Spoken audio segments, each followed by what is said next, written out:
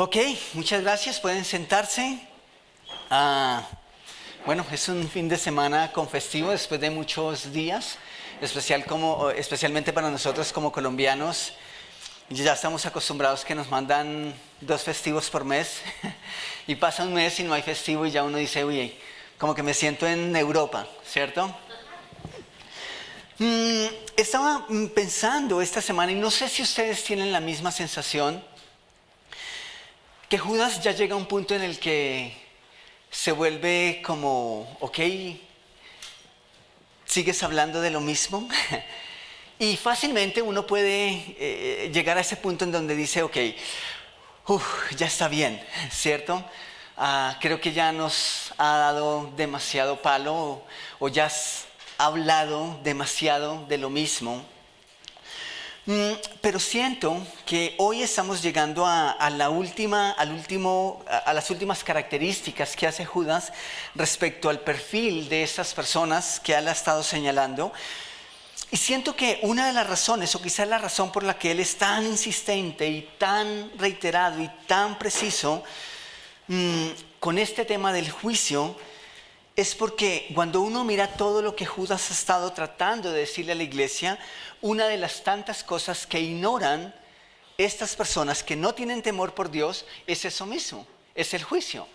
Y eso tiene mucho sentido, porque básicamente lo que Judas está diciendo es, estas personas actúan de esta manera porque, entre otras cosas, ellas creen y piensan que Dios no les va a llamar a cuentas, que Dios no va a hacer un juicio, que definitivamente este cuento del castigo eterno es simplemente una invención de la iglesia para amenazar a los creyentes y que de esa manera caminen por el camino correcto.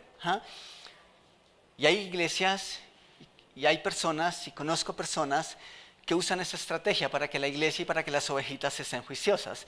Pero creo que esa no es la motivación correcta, ¿sí? Pero lo que Judas está diciendo es, muchas de estas personas simplemente ven el castigo como un sofisma o simplemente como algo que, no, eso es simplemente algo que algunas personas creen. Y por eso no toman a Dios en serio. Ahora, Judas dice, y antes de pasar al versículo que vamos a estar haciendo énfasis esta mañana, que es el versículo 16, si ustedes han leído los versículos anteriores, Judas está haciendo alusión, ¿cierto? Aquí hay un castigo que ha sido reservado para ellos desde la eternidad pasada. Y algunas personas simplemente encuentran o hay mucha polémica respecto a de dónde sacó Judas esa información. Porque Judas está citando el libro de Enoch, por ejemplo. Y bueno, no hay en la Biblia un libro que lleve por nombre Enoch, ¿cierto? Algunas personas simplemente dicen que esos eran escritos tradicionales de la cultura, del pueblo de Israel. Pero el punto es que independiente de dónde sacó Judas esa información, lo que está diciendo corre perfectamente con el resto de la escritura. Es decir, toda la escritura se encarga de aprobar que efectivamente hay un juicio. Y hay un juicio reservado para todos aquellos que, conociendo a Dios, lo han hecho a un lado. O sea, esa es una realidad y eso es bíblico. Entonces, Judas, inspirado por el Espíritu Santo, independientemente de dónde sacó esa cita, pues Dios le está diciendo a la iglesia, ellos van a tener un castigo. Entonces, Judas pasa, después de haber hecho esa mención a ese juicio, pasa a hacer la última descripción y pasa a mencionar los últimos adjetivos de estas personas de las que él ha estado hablando todo el tiempo. Y quiero que vayamos al versículo 16. Vamos a Judas, versículo 16. Y eso es lo que tenemos. Escuchen y leamos con atención. El versículo 16 dice, estos impostores son murmuradores, querellosos, que andan según sus propios deseos, cuya boca habla cosas infladas, adulando a las personas para sacar provecho. Esa es la Reina Valera de 1960, pero quiero que miremos eso mismo en la Nueva Traducción Viviente. Dice, estos individuos son rezongones, se quejan de todo y viven solo para satisfacer sus deseos. Son fanfarrones que se jactan de sí mismos y adulan a otros para conseguir lo que quieren, ¿sí? Nosotros podríamos decir chicaneros, tal vez, pero vamos a estar mirando cada uno de esos adjetivos.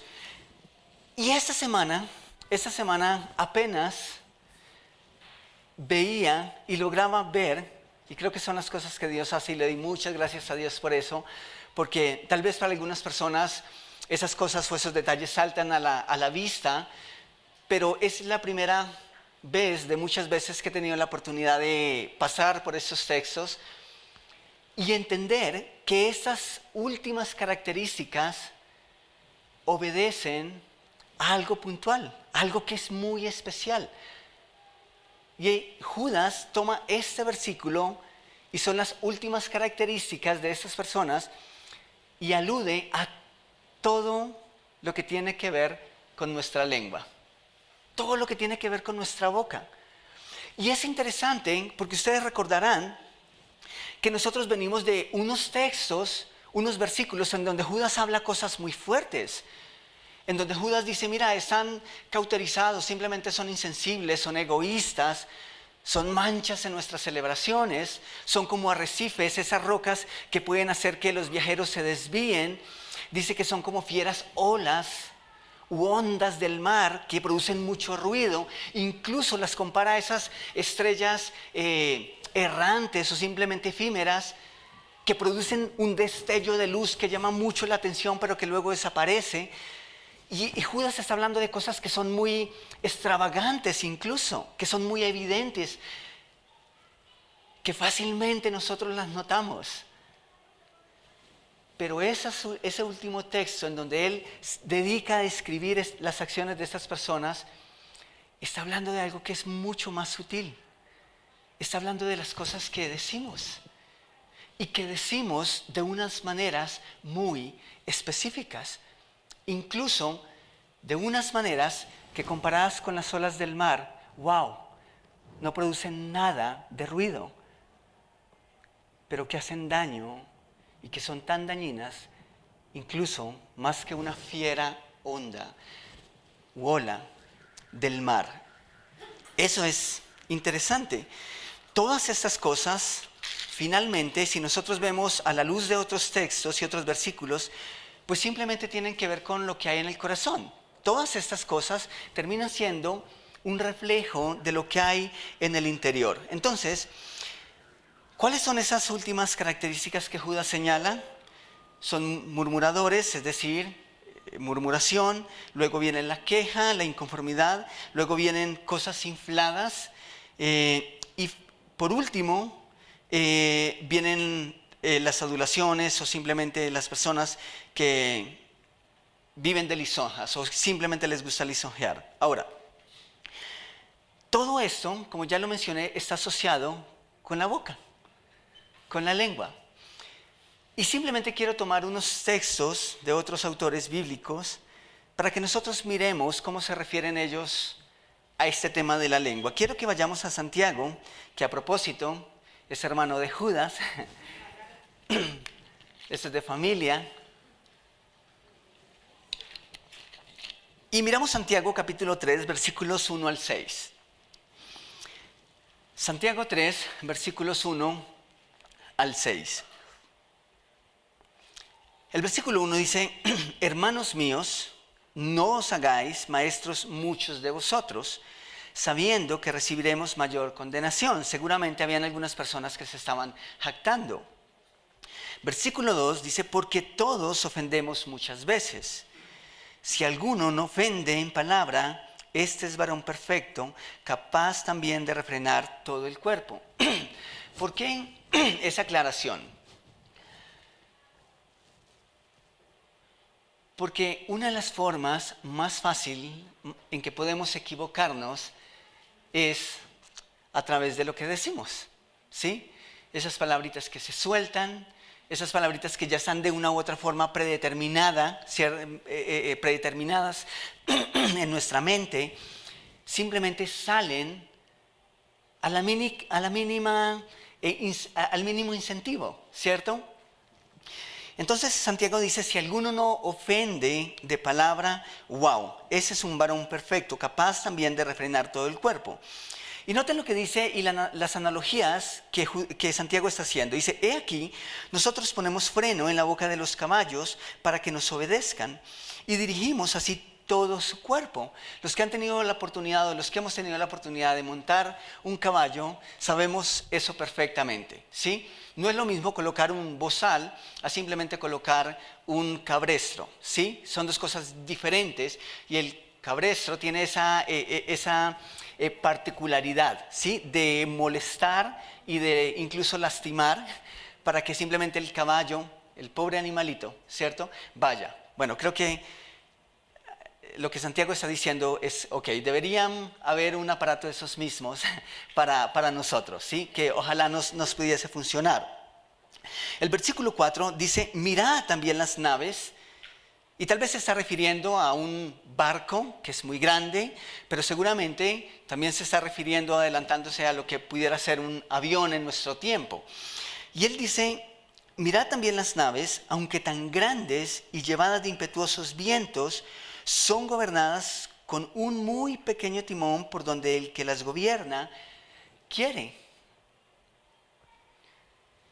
Y está haciendo la analogía o la comparación entre un pequeño timón y nuestra lengua, ¿sí? Y si ustedes notan, bueno, sí, nuestra lengua es pequeña, a veces ni siquiera se ve, ¿cierto? Los niños, cuando somos niños, acostumbramos a mostrarla un poquito más, ¿cierto? Y de hecho eso es una actitud grosera. O cuando estamos aprendiendo inglés, ¿cierto? Los colombianos cuando aprendemos inglés, tengo que, ok, listo. Y entonces mostramos la lengua. O cuando estamos haciendo el buen uso de la Z, que nos dicen muestre la lengua, ok, listo. Pero casi ni se ve, ¿cierto? Casi ni se siente. Pues el versículo 5 dice, así también la lengua es un miembro pequeño, pero se jacta de grandes cosas. He aquí cuán grande bosque enciende un pequeño fuego. Los cerros orientales, nosotros somos testigos de eso, ¿cierto? Basta con arrojar una colilla de cigarrillo y nosotros hemos sido testigos de cómo un fuego que se enciende con una cerilla, con un fósforo basta. Incluso un pedazo de vidrio. Al calentamiento de los rayos solares simplemente pueden incendiar y acabar con todo una selva. El versículo 6 dice, y la lengua es un fuego, un mundo de maldad. Oh, ok. ¿Ustedes ven eso mismo y sienten eso mismo?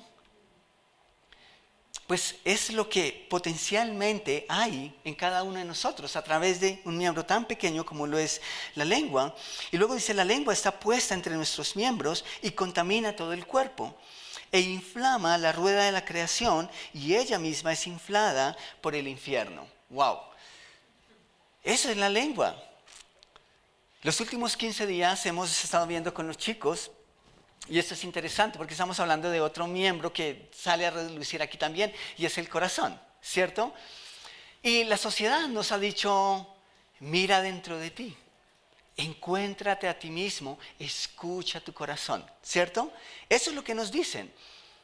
¿Saben qué dice Dios acerca del corazón? Que es engañoso. ¿Y qué más? Y más perverso que todas las cosas o que cualquier otra cosa. ¡Wow! ¿En serio? Y nosotros decíamos, ¿en serio entonces el corazón es un buen consejero? No. Y por eso Dios dice, ok, pónganlo en nuestras manos. Cuida, guarda tu corazón, ¿cierto? Y es interesante que del corazón, de la abundancia del corazón, habla la boca, ¿cierto? Es como si, wow, estas cosas que son tan pequeñas, que Dios nos manda a cuidar tanto, pues hay una razón de ser detrás de esa encomienda. Y es, mira todo, mira lo que es en esencia estos miembros. Luego Jesús también se refirió a esto mismo. En Lucas capítulo 6, versículos 44 y 45, Jesús está hablando de esto mismo. Y dice, porque cada árbol se conoce por su fruto, pues no se cosechan higos de los espinos, ni de las zarzas se vendimian uvas. El hombre bueno del buen tesoro de su corazón saca lo bueno, y el hombre malo del mal tesoro de su corazón saca lo malo.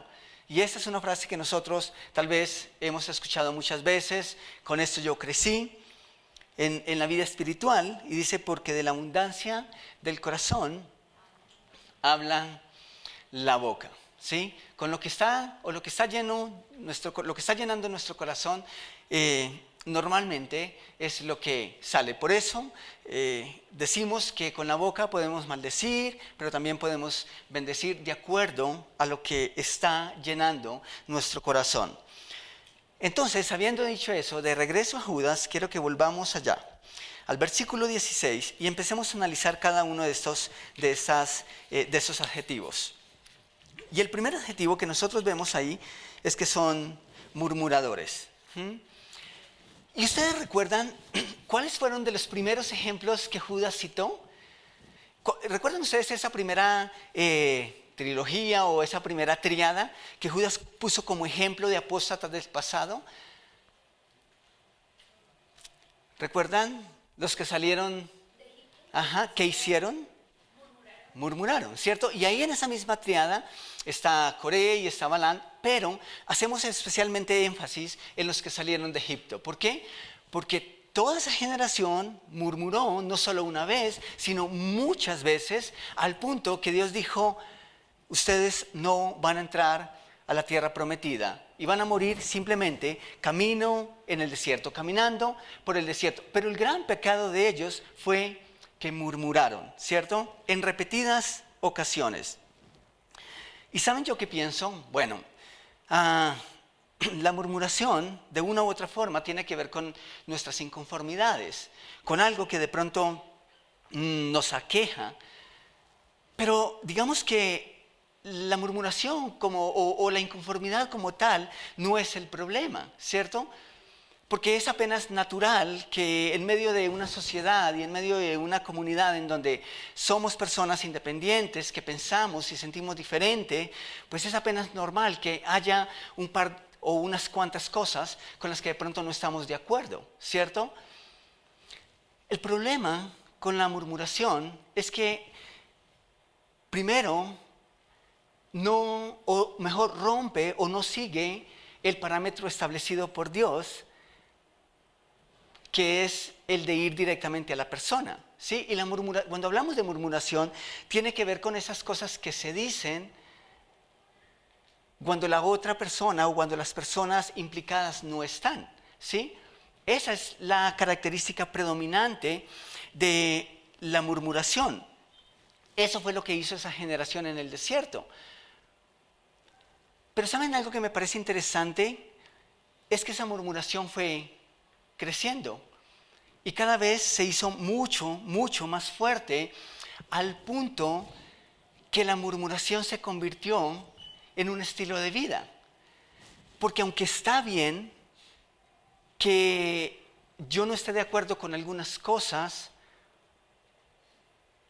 si yo no tengo cuidado, simplemente la murmuración se puede volver un estilo de vida, ¿sí? En donde simplemente no agoto el recurso bíblico o el recurso divino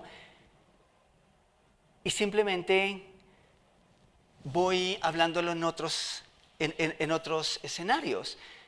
Y entonces la queja se vuelve colectiva, o la murmuración tiene la particularidad de que en un punto llega a ser colectiva. Y es ahí en donde Santiago dice, es como un fuego. Es como un fuego. Y cada vez abraza y abraza y abraza más. Y algo que es pequeño termina siendo simplemente un fuego que consume. Entonces, vuelvo y digo, es natural que hay cosas que no nos gustan, de vez en cuando hay cosas que no estamos de acuerdo, y eso es apenas natural, ¿sí? El punto es no agotar y no llevar esa queja o esa inconformidad en la ruta adecuada, ¿cierto? En la dirección adecuada. ¿Por qué? Porque eso tiene que ver con la siguiente característica que Judas está señalando. Y cuando la queja o la inconformidad, cuando la inconformidad se vuelve un estilo de vida, lo siguiente es la queja, ¿sí? Y son dos cosas que están completamente de acuerdo, pero cuando habla de queja, de hecho la palabra que Judas usa es una querella. ¿Y qué es una querella? ¿Qué es cuando ya paso a ese nivel de convertirme en una persona querellosa? Ese es el siguiente paso. Primero, digamos que no estoy de acuerdo y digo, bueno, no me parece, pero está bien. Pasa el tiempo y no me sigue pareciendo, pero entonces lo menciono a otros. Y se vuelve colectivo, y cuando se vuelve colectivo, el siguiente paso es acusar. Y esa es la característica predominante de la querella. La querella ya tiene una connotación incluso judicial, ¿sí? Y ya pasa de ser algo muy generalizado a simplemente ir en una dirección en contra de alguien puntual. Ya tiene que ver con una acusación. Eso es la querella. Ahora, ¿saben qué me parece interesante? Que Judas está citando en varias ocasiones todo lo que pasó en el pasado, ¿cierto? Valga la redundancia. Y es interesante que esas personas que murmuraron en el desierto, a las cuales Dios desaprobó, ¿ustedes recuerdan qué pasó con Coré? Otro de los ejemplos que también cita Judas. Ellos se rebelaron, terminaron acusando a la autoridad que Dios había puesto. Eso es una querella, es una denuncia pública y casi que terminaron llevando las cosas a una consulta popular. Eso es lo que ocurre cuando no se agota el parámetro establecido, ¿sí? El parámetro bíblico. Entonces estamos diciendo que Judas no está condenando los desacuerdos, no. Judas no está condenando las diferentes opiniones. Lo que Judas está condenando es la murmuración, que es diferente, ¿sí?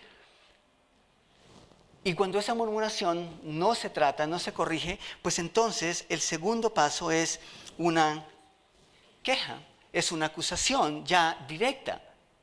Y algunos se han referido a este tipo de personas como los buscafaldas. Y tal vez ustedes y yo conocemos, y tal vez nosotros hemos sido esos mismos, en que llegamos a un lugar y simplemente llegamos a encontrar lo malo. Y vamos y llegamos con algo que es de predeterminado. Y simplemente queremos enfocar en todo lo malo, no porque deseemos corregirlo, sino porque queremos encontrar una excusa, ¿sí? Excusas y excusas. Pero estas personas a las cuales está Judas aquí hablando, habían llegado a ese punto en el que simplemente no podían enfocar en lo bueno, sino que simplemente querían resaltar lo malo. Y una de las características que algunos comentaristas señalan acerca de la posibilidad o simplemente una posible acción de estas personas es que ellos miraban todo lo malo en otras personas, pero no se consideraban a sí mismo. Y eso tiene mucho que ver con las siguientes dos palabras. Creo que eso es cierto. Algo que también resaltan los comentaristas en este punto es que dicen que cuando estas personas ponían una queja o cuando simplemente murmuraban, incluso estaban presentando necesidades que ellos mismos imponían, que ellos mismos creaban en la congregación para luego proveer algunas soluciones. Y eso es interesante. Es decir, les vendemos una necesidad, les hacemos sentir que tienen una necesidad y luego nosotros pasamos a solucionar o a satisfacer esas necesidades. Eso era lo que estaban haciendo estas personas. Y es interesante que pues por eso murmuraban, ¿sí? Por eso tenían que hablarlo a voz baja y en unos contextos en donde simplemente podían pasar desapercibidos.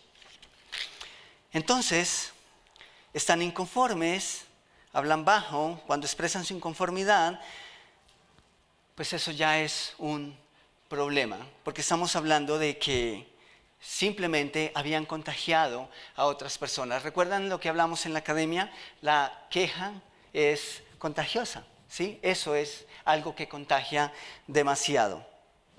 Entonces, pasamos a la tercera palabra, o a la tercera definición. Hablan cosas infladas. Ok, ¿ustedes conocen personas que hablan cosas infladas? Cuando piensan en cosas infladas, ¿en qué piensan? Dime.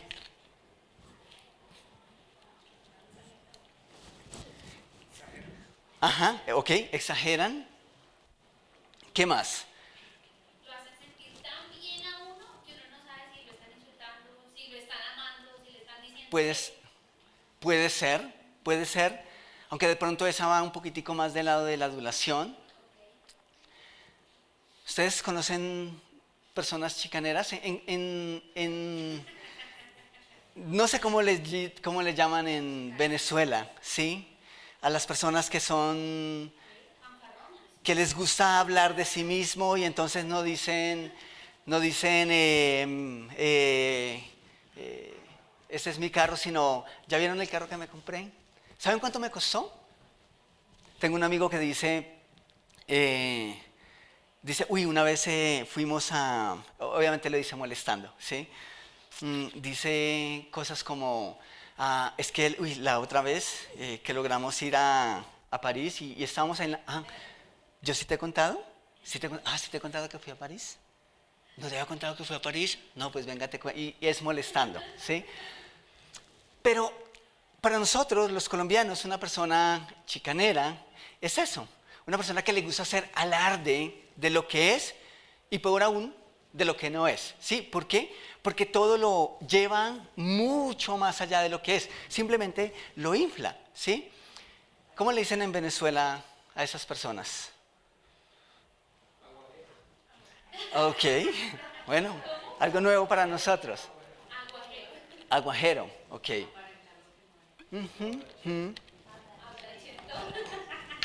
Está bien. Ok. Pues saben, muchas gracias. En el contexto puede significar varias cosas. Lo primero que podría ser un posible significado es quizá el empleo de palabras sofisticadas, rimbombantes, que buscaban opacar a los creyentes más débiles o a los creyentes menores. ¿Ah? Es decir, ese tipo de lenguaje cristianés que a veces tanto nos gusta, que si una persona nueva está entre nosotros, dice, espera, ¿qué es eso? Pero que cuando tú le cambias y usas un sinónimo, sí, es eso, pero que muchas personas simplemente acostumbran a hacerlas para denotar un poco de conocimiento. El apóstol Pablo, cuando escribe a una comunidad especial, él dice, mira, yo vine a ustedes no con palabras sutiles, ni con palabras que denoten conocimiento, sino con palabras que ustedes pueden entender. Y ese puede ser un problema, esa puede ser una posible opción. Que habían personas que estaban llamando la atención hacia sí mismos y usaban simplemente palabrerías que denotaban conocimiento o simplemente madurez espiritual.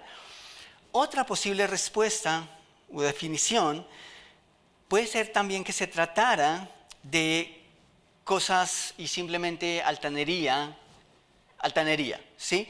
Pablo dice, ninguna palabra corrompida salga de vuestra boca. Y es posible que simplemente habían personas que agredían, que lastimaban y que usaban palabras ofensivas para dañar a otros. Esa es otra posible definición. Y una tercera, quizá, una muy interesante, tiene que ver con palabras vanas. Que eso también lo condenó Jesús. Cuando oréis, no uséis vanas palabrerías, ¿sí? Porque a veces pensamos que la persona que ora 1 hora seguido es más espiritual que la que ora 5 minutos, ¿sí?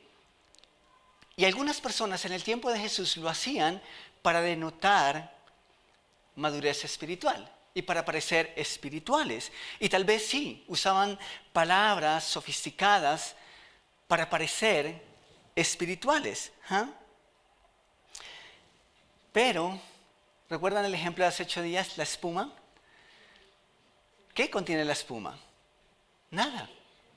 Nada que tenga un valor. Ajá. Tal vez sí, contaminación, pero no hay nada sólido ahí. Al contrario, creo que esa espuma lo que está haciendo es cubriendo lo que realmente pesa y está mal. ¿Sí? Eso es interesante. Pero al igual que esa espuma que no contiene nada, pero que se ve, esas palabras sofisticadas y rimbombantes son vacías. El término griego, la definición más precisa es hinchadas o infladas. Contienen solo aire, o sea, no tienen ningún valor. Otras versiones dicen fanfarrones. Y eso es interesante. Quiero que vayamos a 2 de Pedro y estamos diciendo que Judas tal vez se inspiró en los escritos de Pedro. 2 de Pedro capítulo 2 versículo 18. Noten que está hablando de algo similar.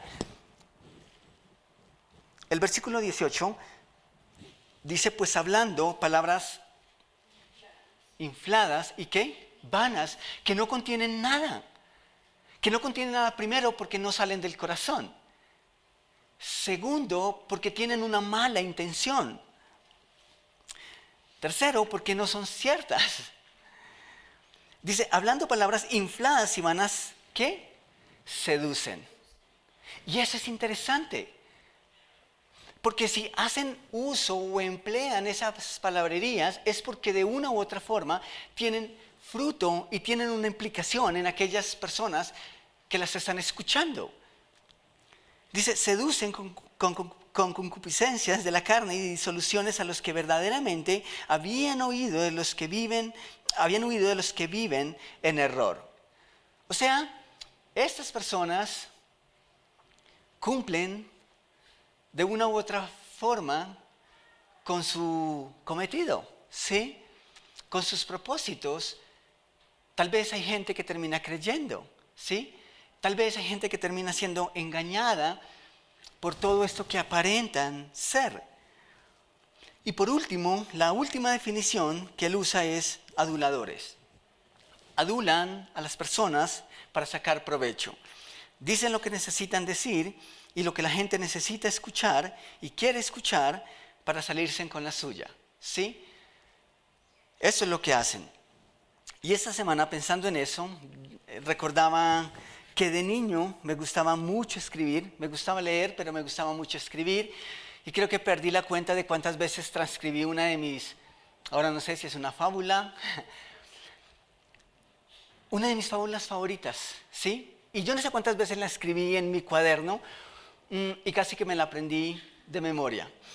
Y tiene que ver con es la fábula del cuervo y el zorro. Tal vez ustedes la han escuchado y simplemente la escribí o la copié porque quiero compartirla con ustedes esta mañana. Y está hablando simplemente de este tema de las personas que les gusta adular o les gusta lisonjear. Y dice así, dice, en la rama de un árbol, bien ufano y contento, con un queso en el pico, estaba el señor cuervo. Del olor ha traído un zorro muy maestro y le dijo estas palabras a poco más o menos. Tenga usted buenos días, señor cuervo, mi dueño. Vaya que estáis donoso, mono lindo en extremo. Mono, ¿dónde está el mono? Mono lindo en extremo. Yo no gasto lisonjas y digo lo que siento, que si a tu belleza traza corresponde el gorjeo, juro a la diosa Ceres, siendo testigo el cielo, que tú serás el fénix de sus vastos imperios. Al oír este discurso tan dulce y halagueño, de vanidad llevado, quiso cantar el cuervo. Abrió su negro pico, dejó caer el queso. El muy astuto zorro, después de haberlo preso, le dijo, señor bobo, pues sin otro alimento, quedáis con alabanzas, tan hinchado y repleto, digerid las lisonjas mientras yo digiero el queso. Y la moraleja dice esto, quien oye aduladores nunca espere otro premio. Otra forma de leerlo es, quien adula y lisonjea, su bien y tu mal desean. Quien adula y lisonjea, tu bien y su mal desean. Esto lo escribió Félix María de Samaniego. Ahora, lo que está diciendo Judas es que estas personas halagaban, se mostraban salameros. Ese es un sinónimo de adulación, intentando simplemente congraciarse con ellos para simplemente obtener lo que querían, o simplemente lo hacían con el propósito de sacar provecho, ¿sí? Tal vez ustedes conocen el empleado del mes, ¿sí? ¿Lo han escuchado? Ok, no estoy diciendo que el empleado del mes, no. Pero tal vez ustedes y yo hemos tenido ese tipo de compañeros en la oficina, lo hemos tenido en el colegio, ¿cierto? El que 5 minutos antes de terminar la clase pregunta, profe, ¿no va a preguntar por la tarea? Y solo él trajo la tarea, ¿cierto? Y por eso pregunta, si no la hubiera hecho no preguntaría. Pero es ese tipo de personas que van por la vida diciendo lo que la gente quiere escuchar, escuchando lo que la gente quiere decir, simplemente para ganar algo o para sacar algún provecho. Entonces, estas personas son verbalmente descontentas, son extravagantemente egocéntricos y engañosamente son aduladores. Y simplemente así lo eran en los tiempos de Judas, del primer siglo, en la iglesia naciente, pero todavía la iglesia, yo creo que seguimos luchando con estas cosas y necesitamos tener cuidado con estas cosas. Entonces, de esa manera, hablando resueltamente, Judas identificó claramente a través del versículo 16 las últimas características de estas personas y luego simplemente le dijo a la iglesia, eso es lo que ustedes deben hacer. Ustedes, ahora que ya conocen el proceder de estas personas, ahora ustedes necesitan estar más atentos que nunca. ¿Recuerdan cómo empieza Judas su carta? Básicamente empieza diciéndoles, les he exhortado a que contendáis ardientemente por la verdad. Y entonces da por hecho que ellos conocen la verdad, luego pasa a hacer una descripción muy amplia acerca de los impostores, de los falsos maestros. Está terminando básicamente en el versículo 16, pero ahora pasa a darles herramientas. Y eso me parece estupendo. Así que de aquí en adelante el discurso va a cambiar un poco, sí, pero tiene sentido que si nosotros conocemos al enemigo, entonces vamos a poder emplear mejor las armas. Y creo que eso es justo lo que está haciendo Judas. Y eso es lo que viene en las siguientes charlas, pero quiero que leamos esta mañana el versículo 17 a modo de introducción y que podamos ir a nuestros, vamos a ir a tomar el café, y luego venimos a Creciendo Juntos y luego podemos ir a nuestras casas con esto en mente, ¿ok? El versículo 17 dice, pero vosotros, amados, tened memoria de las palabras que antes fueron dichas por los apóstoles de nuestro Señor Jesucristo. Y con eso quiero terminar. ¿Cuál es la primera herramienta que Judas nos da? Sí, la palabra. Es de lo que ha estado hablando todo el tiempo. Y por eso es tan importante que al principio Él les dijo, defiendan esto, defiendan su cuerpo de creencias, defiendan esas verdades, no deje que se contaminen. ¿Por qué? Porque esto es la principal arma que ustedes tienen para combatir el engaño. Ahora, ese pero del versículo 17 es la gran esperanza de Judas. Y es lo que nos recuerda que la responsabilidad es de todos, de toda la iglesia. Ese pero significa que había personas en la congregación que habían sido instruidas en la verdad y que estaban en la capacidad de salir en defensa de la verdad. Ese es un contraste, es un maravilloso contraste y eso es una luz de esperanza en medio de la congregación. Ese pero nos recuerda que hay una diferencia entre los que hemos creído y los que estamos siendo transformados por la palabra y aquellos que simplemente fingen un actuar cristiano, pero que en realidad no han tenido un encuentro concreto y genuino con Jesús. Esto claramente no nos hace mejores, no nos hace merecedores, solo nos recuerda que somos responsables sí o sí. Pero interesantemente, Judas dice, y eso es lo que nos va a decir de aquí en adelante, él nos dice, tienen que hacerlo con amor y misericordia, ¿sí? Porque incluso ustedes pueden terminar afectados, ¿sí? Y creo que eso también demanda de nosotros gracia, demanda misericordia, demanda tacto, demanda sabiduría y demanda valor. Pero necesitamos hacerlo. Y tal vez las siguientes 2 charlas o 3 charlas vamos a estarlas dedicando a estas herramientas que Judas dice, esto es lo que ahora ustedes necesitan hacer. Por ahora, oramos y seguimos en nuestro tiempo de domingo. Señor, gracias por tu palabra. Gracias, Señor, porque estas palabras que Judas tiene para nosotros, aún después de casi 2000 años, siguen siendo vivas, siguen siendo relevantes.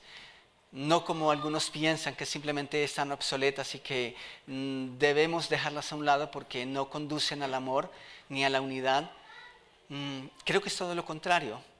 Creo que tú nos recuerdas, Señor, que el amor y la verdad pues echan afuera el temor y echan afuera el engaño y nosotros necesitamos hacerlo.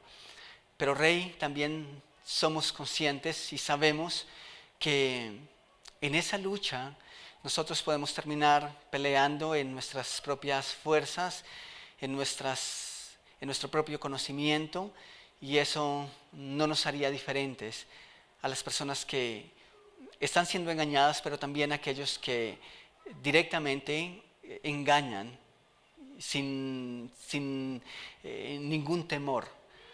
Así que ayúdanos primeramente como tus hijos, como individuos, a seguir amando tu verdad, a seguir sometiendo nuestras vidas a tu verdad, que nosotros no seamos de las personas que simplemente tienen o ven algo que no gusta y permiten la murmuración.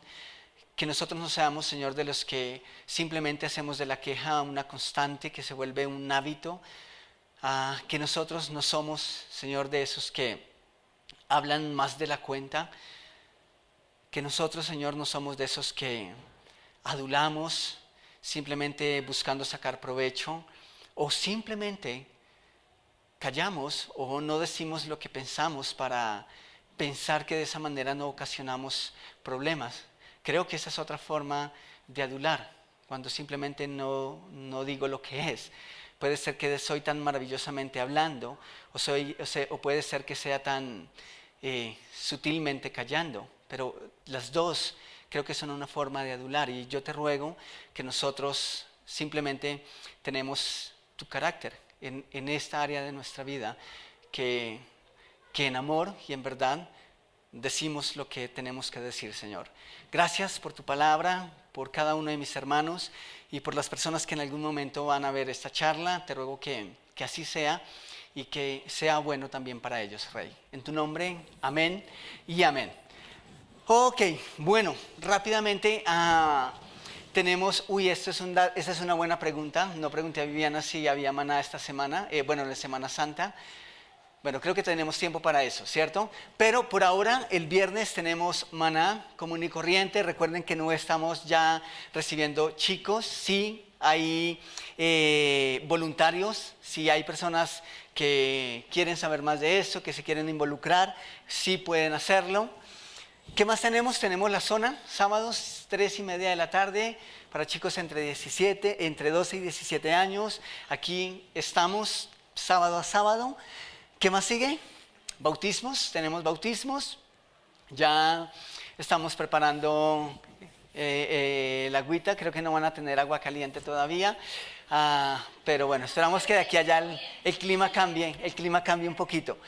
Bautismos el 9 de abril, vamos a tener un servicio especial de resurrección. Tenemos ya 3 personas que están en lista. Eso es genial. Y ese día también celebramos la Santa Cena, ¿sí? Celebramos la Cena del Señor.